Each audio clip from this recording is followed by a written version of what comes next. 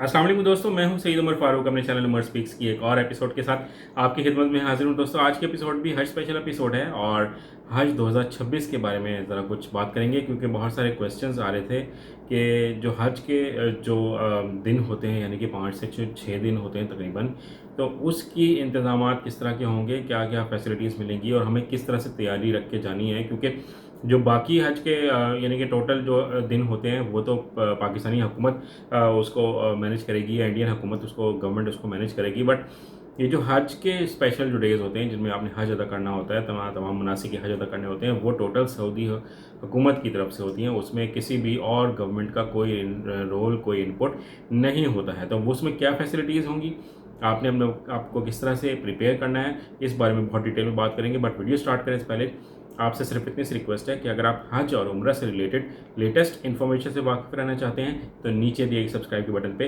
अभी क्लिक करें। ये तो दोस्तों सबसे पहले अल्लाह ताला से दुआ है कि जो लोग भी हज 2026 में इंटरेस्टेड हैं या जो लोग हज करने जा रहे हैं, अल्लाह ताला उनको एक मकबूल हज की सारत नसीब फरमाए। लोग खुशियों के साथ जाएँ, खुशियों के साथ वापस आएँ। आमीन के साथ वीडियो का आगाज़ कर लेते हैं। तो बात कर लेते हैं कि हज के जो आयाम होंगे जिनमें आपको मनासिक हज अदा करने पड़ेंगे, तो पहले दिन से लेकर आखिरी दिन तक उसमें जो सऊदी गवर्नमेंट आपको फैसिलिटीज़ देती है वो कौन कौन सी होंगी। जो इंडियन या पाकिस्तानी गवर्नमेंट की तरफ से जो हज के दिनों में जो थोड़ी बहुत मिसमैनेजमेंट हो भी जाती होगी, लेकिन जो सबसे ज़्यादा क्वेश्चन मार्क हमेशा से होता है वो हमेशा हज के दिनों में ही होता है, और वो मैनेजमेंट होती है सारी सऊदी गवर्नमेंट की, और उसी में सबसे ज़्यादा मिसमैनेज किया जाता है। और जो डी कैटेगरी के जो हाजी साहिबान हैं उनको बिल्कुल इंपॉर्टेंस नहीं दी जाती। सिर्फ और सिर्फ पैसे वाले लोग जो हैं वो मज़े करते हैं। बाकी लोग जो डी कैटेगरी वाले होते हैं वो उनको काफ़ी मेहनत, काफ़ी दिक्कत, काफ़ी दुश्वारी का सामना भी होता है। तो अब मैं आपको बताता चलूँ कि ये जो सरकारी हज स्कीम वाले हैं, उस उनको मिना में जनाब मकतब की डी कैटेगरी मिलेगी। वो आपको बहुत क्लियरली बता दूं, कोई आपकी लॉटरी नहीं खुलने वाली। जैसे बहुत सारे लोग कहते हैं कि लॉटरी खुल गई और मौजें हो गई, ऐसा कुछ नहीं है। डी कैटेगरी जैसी हमेशा से है वैसी ही है। अभी तक उसमें कोई उन्होंने हुकूमत ने ये कहा था, सऊदी हुकूमत ने, कि हम बिल्डिंग्स बना रहे हैं और उसमें हम ठहराएंगे मिना में भी और बाकी एरियाज़ में। अभी तक वो फाइनलाइज नहीं हुई। अभी भी आप खैमों में ही रहेंगे। जो मिना में खैमा बस्ती लगती है वहाँ पर ही आपको मिलेगा और तमाम इंतज़ाम, और ये सऊदी हुकूमत का होगा। इसमें जो मेल एंड फीमेल यानी कि मर्द और ख़वातीन हजरात, मर्द हजरात और ख़वातीन होती होंगी हज के दिनों में, उनको आपको सेपरेट ही रहना पड़ेगा और 50 से 70 लोगों का एक ग्रुप जो है वो बनाया जाता है। इसके साथ बहुत से लोग कहते हैं कि बड़े ज़बरदस्त एसी, बहुत सी जगहों पर एसी भी मिलेगा आपको मिना में। कुछ आपको जगहों पे एसी भी नज़र आएगा, कहीं आपको कूलर भी नज़र आएगा, कहीं सेंट्रलाइज्ड कूलर भी नज़र आएगा।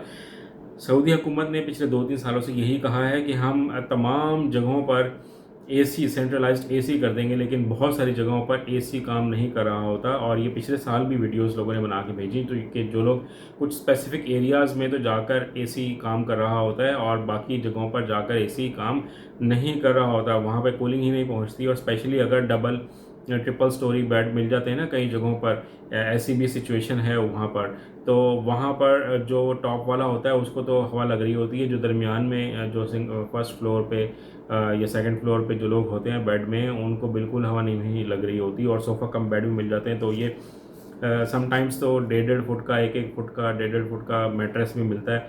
तो ये डिपेंड करता है कि आपकी जगह कहाँ पे नसीब अल्लाह ताला ने आपको किया, तो वैसे ही आपको फैसिलिटीज़ मिलेंगी।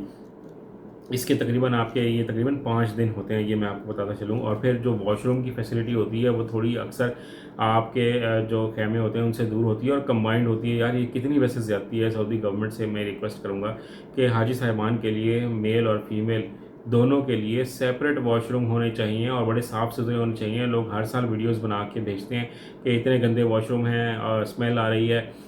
कितने अफसोस की बात है कि इतना बड़ा फ़रीज़ा लोग हज अदा करने जा रहे होते हैं, लेकिन उनको सफाई सुथराई की जगह नहीं सही मिल रही। आप देखें, वॉशरूम अगर किसी को सही ना मिले तो लोग हज बस कैसे कर रहे होंगे। ये बड़े वैसे अजीब सी बातें हैं। हर साल वीडियोज़ आती हैं, इस साल भी आई हैं, 2026 में भी अगर यही हालात रहे, लोग फिर वीडियोज़ बना के पेश करेंगे, लेकिन करते नहीं हैं कुछ भी ये लोग। ठीक है, उसके बाद अगर हम बात करें अरफात में, तो उसमें आपका तकरीबन 12 से 18 घंटे का स्टे होता है। उसमें भी आपको खैमे मिलेंगे और बाकी फैसिलिटीज़, खाना मिलेगा। या कहीं एक टाइम मिलेगा, कहीं 2 टाइम मिलेगा, अपनी तैयारी करके जाइएगा। फिर अगर हम मुज़दलिफ़ा की बात करें तो वो ओपन एयर होता है और उसमें एक रात आपने गुज़ारनी होती है। आप मनासिक हज मुझसे ज़्यादा बेहतर जानते होंगे। जो खाने-पीने की फैसिलिटी है वो मैं आपको बताता चलूँ कि वो भी सऊदी हुकूमत देती है और उसमें कई दफ़ा आपको पैक खाना मिलता है और कई दफ़ा आपको वैसे ही खाना भी पेश कर दिया जाता है।